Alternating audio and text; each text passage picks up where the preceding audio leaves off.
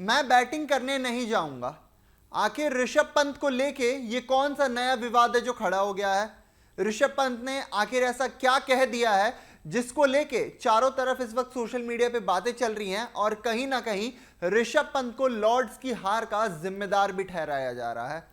क्या है पूरी विवाद बताएंगे आपको, साथ में मिलकर इस पूरी वीडियो को देखिएगा और सब्सक्राइब करना मत भूलिएगा। नमस्कार, रन स्कोर देख रहे हैं आप, मैं हूं आपके साथ आयुष। और इस वक्त ऋषभ पंत को लेके सोशल मीडिया पे एक अलग नैरेटिव बन चुकी है।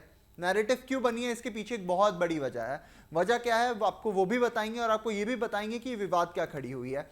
देखिए, ऋषभ पंत जिन्होंने इस टेस्ट सीरीज में बहुत ही आक्रामक रूप से बल्लेबाजी की है, आपको याद होगा लीड्स टेस्ट में दोनों पारियों में 100 लगाया, बर्मिंघम टेस्ट में क्या ताबड़तोड़ बैटिंग की, वहीं लॉर्ड्स टेस्ट की बात करें तो पहली इनिंग्स में बहुत अच्छी बैटिंग कर रहे थे। उसके बाद होता क्या है, केएल राहुल की सेंचुरी के चक्कर में ऋषभ पंत एक रिस्की कॉल ले लेते हैं और उसके बाद उनकी विकेट गिर जाती है। कहीं ना कहीं लोग अब इस विकेट को ही टर्निंग पॉइंट बता रहे थे मैच का कि अगर ऋषभ पंत की ये विकेट नहीं जाती, अगर जल्दबाजी नहीं दिखाते वहां पर ऋषभ पंत, तो शायद टीम इंडिया इस वक्त कमांडिंग पोजीशन में होती और लॉर्ड्स टेस्ट मैच भी जीत चुकी होती।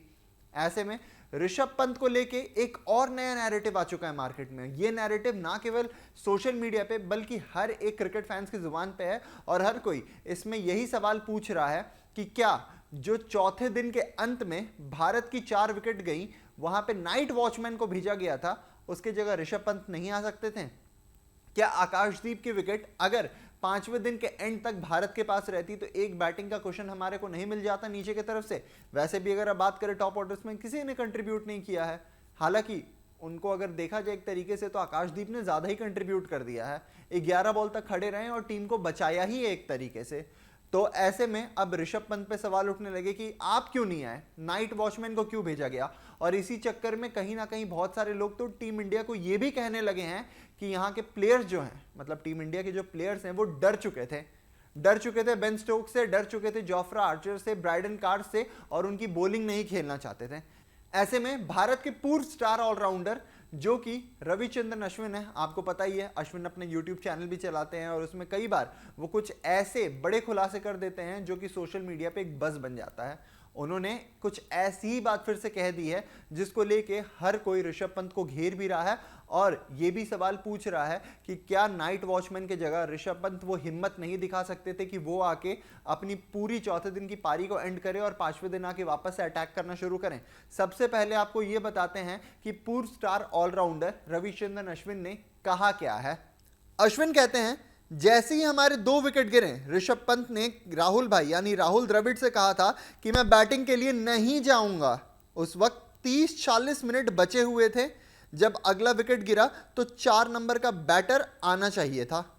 ऐसे में ऋषभ पंत जो थे, इन्होंने कहा कि लेकिन वो यानी ऋषभ पंत जो थे वो अंदर चले गए और अक्षर पटेल को भेजना पड़ा, जिसके बाद जयदेव उनटकट को नाइट वॉचमैन भेजा गया था। अश्विन ये बात कर रहे हैं बांग्लादेश के दौरे की, जिस वक्त लास्ट के 30-40 मिनट में जो चौथा बल्लेबाज था, यानी जो 3 डाउन्स थे, वो आउट हो चुके थे। चौथा बल्लेबाज आने वाला था और आने के लिए ऋषभ पंत को बोला गया कि आप जाइए, आप बैटिंग करने के लिए जाइए, आप कर सकते हैं।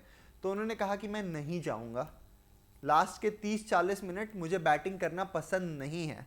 इस चीज का खासा जिक्र किया और उन्होंने यही कहा कि राहुल द्रविड़ को साफ तौर पे कह दिया था ऋषभ पंत ने कि आखिरी के दिन के 30-40 मिनट बैट करना मुझे पसंद नहीं है, मैं नहीं जाने वाला हूं, आप किसी नाइट वॉचमैन को भेज दो। फिर अक्षर पटेल का चयन किया गया। उसके बाद से जयदेव उनटकट की भी उन्हें बात की कि उन्हें भेजा गया था लास्ट में कहीं ना कहीं नाइट वॉचमैन बना के। और ऐसे में वापस से उन्होंने इस चीज का खासा जिक्र किया कि न्यूजीलैंड के दौरे पे भी, जो कि पिछले साल हुआ था इंडिया जहां पे क्लीन स्वीप हुई थी, वहां पे भी मोहम्मद सिराज नाइट वॉचमैन बन के आए थे, आपको अच्छी तरीके से याद होगा। और उस वक्त भी विकेट गिरने के बाद वहां पे मना कर दिया था ऋषभ पंत ने कि मैं आखिरी के दिन के कुछ देर बैटिंग करने के लिए नहीं जाऊंगा, मैं पवेलियन में ही ठीक हूं, अगले दिन की जब शुरुआत होगी तब मैं जाऊंगा और तब जाके मैं बैटिंग करूंगा और फिर उसके बाद जो भी फैसला होगा, जिस तरीके से गेम को मुझे चलाना होगा, मैं अपने तरीके से उसको डिसाइड करूंगा। ऐसे में अब सोशल मीडिया पे चारों तरफ ऋषभ पंत की तनकीद होने लगी है। ऋषभ पंत जो कि इससे पहले एक हीरो वाली स्टेटस में थे, अचानक से लॉर्ड टेस्ट के बाद उन्हें हर कोई विलन बनाने वाला है, विलन बना भी रहा है। और क्यों? क्योंकि ऋषभ पंत ने यह कह दिया कि आखिरी के 30 से 40 मिनट बैटिंग करने नहीं जाऊंगा। क्या नाइट वॉचमैन आपको इस चीज की गारंटी देता है कि आखिरी के अगर दिन के आधा घंटा या फिर 40 मिनट बचा हुआ है तो वो पूरे तरीके से उस पारी को संभाल लेगा? क्या नाइट वॉचमैन आखिरी के आधा घंटा 45 मिनट के सेशन के लिए है या फिर लास्ट के 10 मिनट 15 मिनट के लिए है?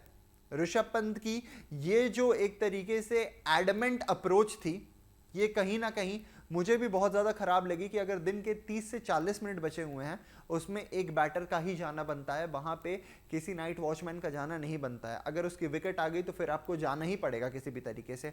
हालांकि सोशल मीडिया पे इसको लेके लगातार दो तरफा बातचीत हो रही है। नाइट वॉचमैन को लेके जो तीसरे टेस्ट मैच के चौथे दिन पे विवाद छिड़ा था वो अब और ज्यादा तुल पकड़ने लगा है और लोग अलग अलग गुनहगार ढूंढ रहे हैं, जिसमें से एक बड़े गुनहगार यहां पे ऋषभ पंत को भी करार किया जा रहा है। आपकी क्या राय है कमेंट सेक्शन में बताना मत भूलिएगा और साथ में ये भी बताइएगा कि क्या ये जो ऋषभ पंत ने कहा था कि मैं बैटिंग करने नहीं जाऊंगा, दिन के आखिरी के 40-50 मिनट जो भी आधा घंटा 40 मिनट है मुझे वो बैटिंग करना पसंद नहीं है, वो सही है या नहीं? कमेंट सेक्शन में बताइए।